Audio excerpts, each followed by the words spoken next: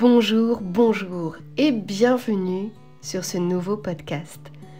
Aujourd'hui, tu as vu le titre, nous allons parler de ce fameux repérage. Repérage qui me semblait être au tout début, être plutôt une bonne idée. Mais que j'ai très vite abandonné. Et aujourd'hui, j'ai envie de te partager tout ça.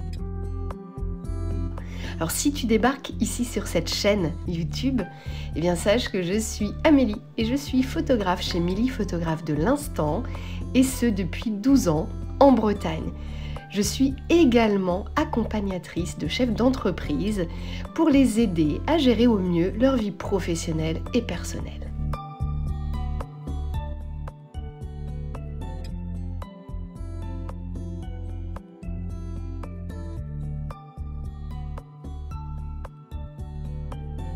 Alors le repérage, avant une séance photo ou un mariage, pourquoi je ne le fais plus?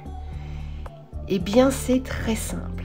Déjà, j'ai trouvé que je perdais en créativité.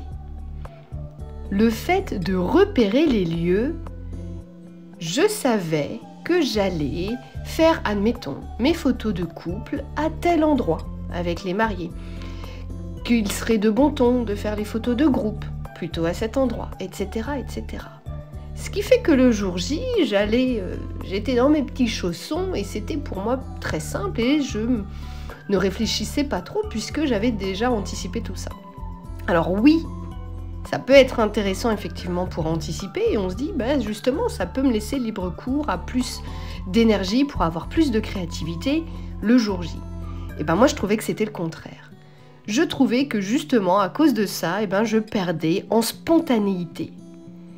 Que le fait d'être devant le fait accompli, de ne pas savoir comment la lumière allait se passer, comment je devrais gérer donc la lumière à tel endroit, l'ombre, etc. Ne pas savoir tout ça, ne pas l'anticiper, me permettait d'être vraiment dans une forme de stress, mais de bon stress, qui justement me permettait d'être plus créative. Très rapidement, je l'ai arrêté et au-delà de la perte de créativité, j'ai arrêté de faire ça. Donc je crois que je l'ai fait qu'une seule fois, pour être très sincère, en 12 ans. Et c'était pour un mariage.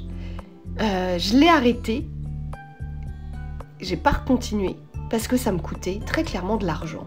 Et j'ai très vite compris que de faire un aller-retour pour repérer les lieux, c'était du temps et de l'argent, de l'essence, bref, et que je ne facturais pas cette visite-là. Si j'avais voulu continuer, la logique aurait voulu que je facture ce moment. Mais je trouvais ça pas forcément très judicieux d'un point de vue commercial que de facturer ce genre de visite, alors que j'avais la capacité de faire bien autrement. Donc, perdre de l'argent, oui, c'est quelque chose qui me fait me dire oui, tu fais bien d'arrêter. Perte de créativité, tu fais vraiment bien d'arrêter. Perte de temps, oui, mais tu fais très bien d'arrêter. À cela, on pourrait me dire, tu sais, moi, mes clients, ils m'imposent de venir voir leur lieu de mariage. Je peux pas leur dire non. Eh bien, sache que si. À partir du moment que tu expliques pourquoi tu ne le fais pas, pourquoi toi tu fonctionnes différemment, ils vont comprendre. Et moi au début j'avais peur à ça. Et j'ai eu la question. J'ai eu la question de clients de me dire mais par contre tu connais pas les lieux. Non. Donc il va falloir venir voir avec nous. Eh bien non. Ah bon? Non. Et j'ai expliqué. Sachez que c'est quelque chose qui ne m'aide pas niveau créativité et moi j'ai besoin d'être surprise pour être plus créative. Ok. Et je ne vous cache pas que c'est quelque chose que je ne vous facture pas si je viens. Donc voilà. Et là, les gens comprennent. Ou alors on leur dit clairement, je viens mais ce sera facturé. Oh non, dans ces cas-là, viens pas. Tout simplement. À partir du moment où tu leur expliques pourquoi tu veux pas aller repérer les lieux, ne t'inquiète pas, les gens vont comprendre. Tant que c'est clair pour toi, ce sera forcément clair pour eux. Par contre, il faut qu'il y ait une véritable raison à tout ça, bien évidemment. Et je te dis, moi, cette raison, elle était très simple. de perdre en créativité, c'est quelque chose qui n'était pas concevable.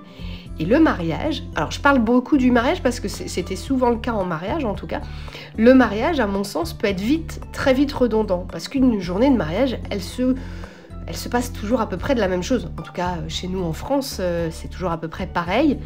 Et à un moment donné, on peut créer de la lassitude. Donc si en plus, on repère les lieux avant, ou que l'on va toujours aux mêmes endroits, il faut se renouveler. Donc le challenge est toujours de se renouveler. Et moi, mon métier de photographe, je l'ai quand même démarré en étant avant tout photographe de mariage.